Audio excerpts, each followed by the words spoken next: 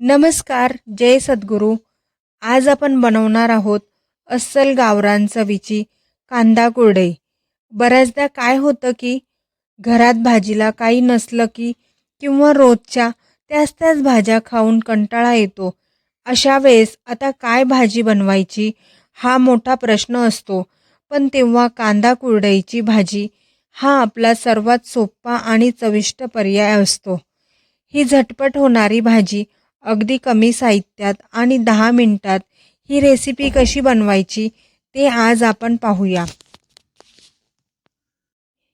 इथे मी 2 ते 4 गव्हाच्या कुरडया घेतल्या आहेत. त्या आपण अशा हाताने व्यवस्थित बारीक करून घेऊया. म्हणजे भाजीमध्ये त्या छान एकजीव होतात. आता या कुरडया एकदा स्वच्छ धुवून घ्यायच्या. त्यानंतर साधारण 10 मिनिटे पाण्यात भिजत ठेवायच्या आहेत.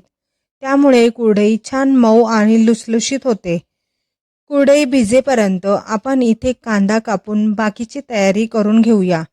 बघा, इथे मी 3 मध्यम आकाराचे कांदे असे आडवे चिरून घेतले आहेत. सोबतच 7 ते 8 लसूण पाकळ्या घेतल्या आहेत आणि फोडणीसाठी कढीपत्ता घेतला. बघा, इथे आता 10 मिनिटे झाली आहेत आणि आपल्या कुरडया अगदी छान भिजल्या आहेत. मस्त मऊ झाल्या आहेत.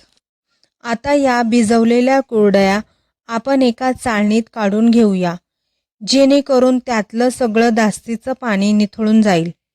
बघा, आता यातलं पाणी पूर्णपणे निथळलं आहे आणि आपली कुरडई फोडणीसाठी तयार आहे. आता कढईत 2 ते 3 मोठे चमचे तेल टाका. तेल चांगलं गरम होऊ द्यायचं.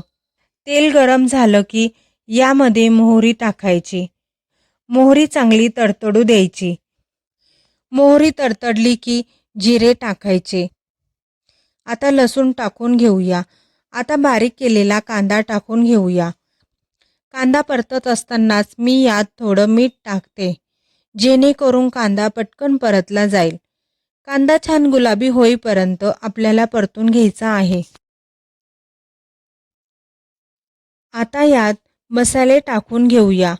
लाल मिरची पावडर, हळद, गरम मसाला, तिखट तुमच्या आवडीनुसार कमी जास्त टाका.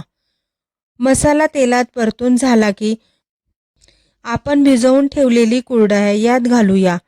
आता आपण इथे कुरडई आणि कांदा व्यवस्थित एकजीव करून घेऊया. आता यावर झाकण ठेवून फक्त 2-3 मिनिटे मंद आचेवर वाफ काढा. यामुळे मसाले कुरडईमध्ये छान मुरतात. शेवटी मीठ आणि भरपूर कोथिंबीर टाकून घेऊया. आणि हो, आपण कांद्यात मीठ टाकले, त्यामुळे पुढे चवीनुसार मीठ टाका.